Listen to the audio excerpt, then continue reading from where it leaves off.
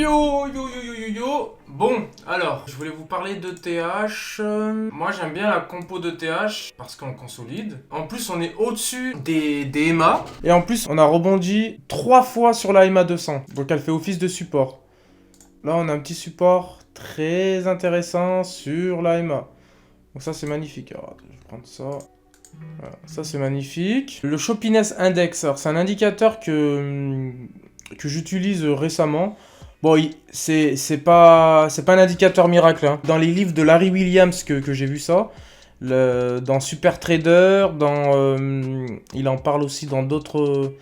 il en parle dans beaucoup de livres de trading. Alors en fait, c'est un indicateur qui est simple. En gros, plus il est chargé et plus il va avoir un mouvement violent. Il prédit pas le mouvement. Alors, il n'y a aucun indicateur qui prédit. C'est un indicateur en plus, on va dire, avec le RSI. Donc, mais c'est un indicateur de momentum, hein, comme le RSI. On sait que là, on est en tendance haussière, on est en surachat, mais ça peut continuer de monter parce qu'on est au-dessus de la zone de neutralité. Vaut mieux acheter ici qu'acheter tout en bas. Mais ça veut pas dire que comme on est ici, bah là on peut pas acheter. Et là ça veut pas dire que comme on est en bas, bah on peut pas vendre, voilà. En fait, c'est des indicateurs, il faut pas dire « Ah oui, on est en haut, ah ça va baisser, ah oui on est en bas, ça va monter ». Non, ça marche pas comme ça. Et ça veut pas dire qu'on est tout en haut, que ça va automatiquement, ça va baisser parce qu'on est tout en haut. Non, ça prédit juste qu'il va avoir un mouvement puissant, voilà. Il y a les niveaux de Fibo aussi que j'affectionne tout particulièrement. Si je prends ce mouvement-là, le début de la hausse, bah regarde, on a un niveau de support, on a un niveau 38,2 et on a une EMA. Voilà. Mais tu vas me dire, oui, t'as vu, t'as triché et tout. Mais non. En fait, le point bas d'un niveau de Fibo, c'est soit on prend le point bas de la mèche, donc une bougie baissière, mais qui fait une mèche de liquidation et que ça repart par le haut, donc un point bas, ou soit on prend le point bas du mouvement. Des fois, je prends le point bas là, ou si j'arrive à trouver des niveaux intéressants, bah, je prends carrément la mèche de la bougie qui indique que c'est le début de la montée. Et là, or, force est de constater que c'est le début de la montée ici. Donc tu vois, 38,2, EMA 200, zone de support à 1500, 1506. Magnifique. Les momentum sont haussiers. Si on analyse le TH contre le Bitcoin, en daily, bah on voit que c'est le Bitcoin qui superforme l'Ethereum. Parce que quand on a un graphique baissier sur l'Ethereum et le Bitcoin, bah c'est que le Bitcoin superforme le TH. Ça se peut qu'on vienne de retoucher le support ici et qu'on reparte. Là, par contre, le TH va surperformer le Bitcoin. Donc en weekly, tu vois, on est sur ce niveau de droite de tendance.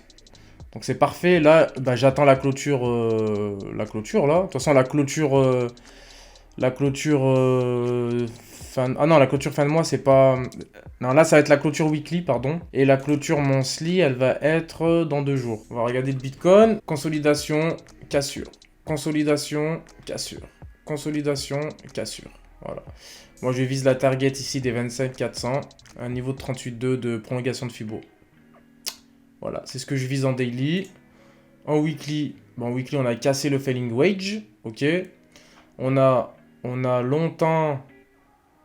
Bah, on n'a pas cassé cette droite de tendance qui faisait support au prix depuis 2017. Donc magnifique. Parfait. Alors là, attention au weekly. Peut-être une death cross. Alors, une death cross, il faut que la moyenne mobile... Bon, la EMA, la moyenne. Il faut que je veux dire moyenne mobile. Il faut que la moyenne mobile croise la EMA 50 par le bas. Mais par contre, ça peut faire ça, tu vois. Souvent, ça piège. Tout le monde s'attend à une death cross, surtout une death cross sur du weekly. Donc, je le rappelle, une death cross, c'est un croisement de la moyenne mobile 50 et de la moyenne mobile 200. Croisement par le bas, donc signe de mort, signaux des enfers. Et une golden cross, croisement à la hausse de la moyenne mobile 50 et 200. Ok ?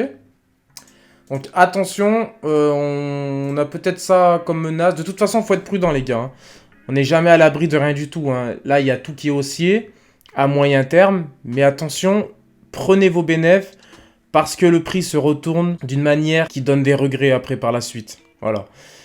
J'en sais quelque chose, des fois je prends pas mes bénéfices et j'ai mal au cul. Prenez vos bénéfices partiellement ou totalement, c'est pas grave, il y aura toujours des opportunités en 1 heure de rentrée, mais on n'est jamais à l'abri de rien. Je voulais vous parler aussi d'APT, pour moi qui va faire un mouvement haussier des seniors, j'en suis sûr. En 4 heures, on est au-dessus des EMA.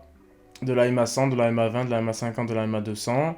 Le momentum, on est haussier. On est haussier sur le shop, on est haussier sur le RSI. Sur le Fibonacci, on a une mèche ici sur la zone des 38,2. Et du coup, là, on a fermé toutes les bougies 4 heures au-dessus des mâts, au-dessus du niveau de Fibonacci des 23,6.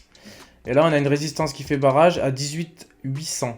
Donc ici, attention, si ça casse ici, magnifique, ok? Ça, c'est en 4 heures. On va faire un tour aussi sur investing.com parce que il y a des annonces économiques. Alors, attention avec les annonces économiques, les gars. On est obligé de les regarder quand même. Ça a une incidence quand même sur les cryptos, sur nos trades. Moi, j'ai remarqué qu'on en fait tout un pataquès sur Internet. Mais tout simplement, on évite de trader ce jour-ci et puis c'est tout, quoi. Voilà, tout simplement. Le FOMC ici, la Fed, voilà, conférence de la FOMC, ok. Donc à partir de mardi, non, de mercredi, pardon. Si vous voulez éviter des transpirations, on évite de trader à ce moment-là. Si on est en trade lundi, mardi, bon bah on clôture nos gains. Mais c'est vrai qu'après, on peut avoir des regrets parce que ça peut partir par le haut et voilà, on peut manger du pourcentage. Mais c'est un risque, c'est un coup de casino. Personne ne sait dans quelle direction, à cause ou grâce des événements, ce que ça peut nous donner. Hein. Voilà tout ce que je pouvais dire avant lundi. Je vous fais des bisous. Tchou tchou tchou.